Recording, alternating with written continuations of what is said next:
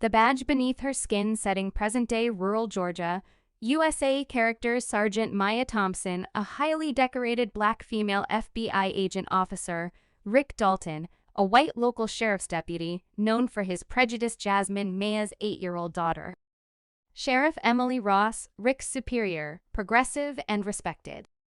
Backstory: Maya grew up in this small town, but left after her father was wrongfully imprisoned by the local police. She vowed to return one day not to seek revenge, but to reform justice from the inside out. A CT1, a TOWNTHATNEVERCAANGED. Maya Thompson had avoided her hometown of Millstone, Georgia, for nearly 20 years. After her father died in prison, framed by the very sheriff who shook his hand days before she had promised herself she'd never return. But fate is persistent. Now a seasoned FBI agent, Maya is forced to take a short leave after an intense case involving child trafficking. She decides to spend it quietly with her daughter, Jasmine, staying at a lakeside cabin she inherited. Millstone hasn't changed. Confederate flags still flap in front yards, and certain good old boys still sit on porches with judgmental eyes. A CT2, THEINCIDNT.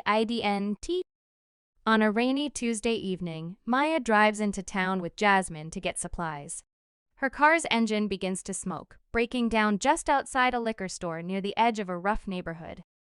She calls for a tow truck, but Jasmine suddenly starts having an asthma attack.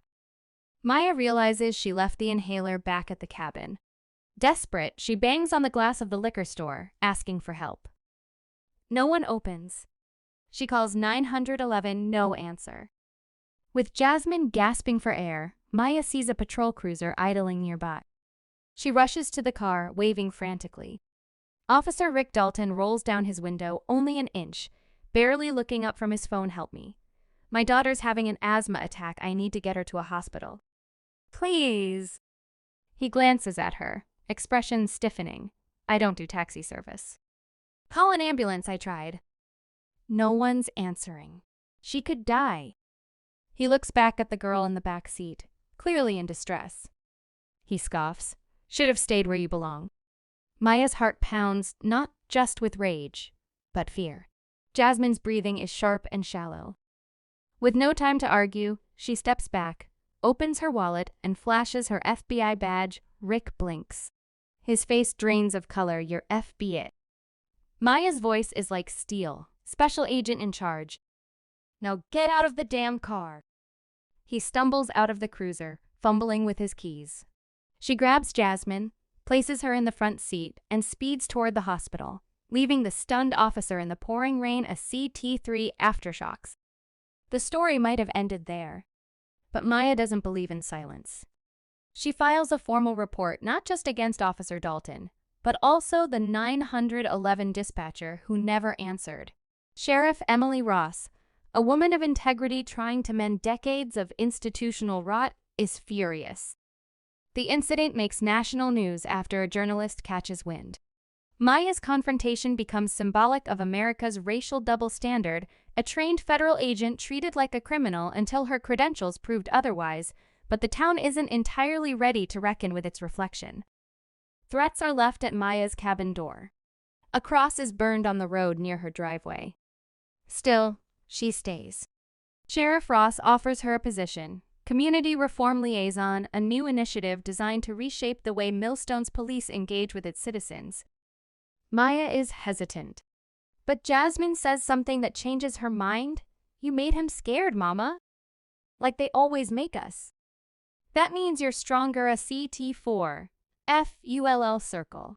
Months later, Maya is back in uniform walking with Sheriff Ross through neighborhoods that had long stopped trusting law enforcement. She begins holding forums, training sessions, and writing with officers to oversee conduct. And one day, she sees Rick Dalton again, not in uniform, but sitting behind the glass of the town's internal affairs office, awaiting his disciplinary hearing. He avoids her gaze. But Maya, holding her daughter's hand, looks him in the eye, not with hate, but with purpose. It's not about fear, Rick. It's about accountability. EPILOG. UE a B a D, EGEANDAB, EACON. Maya installs her father's photo, an old civil rights activist, in her new office. Next to it, she frames Jasmine's inhaler, a symbol of the day her greatest fear became the catalyst for lasting change. The badge she carries isn't just metal. It's memory, resilience, and the embodiment of a better future she's fighting to create, not just for her daughter, but for every child growing up in the shadow of injustice.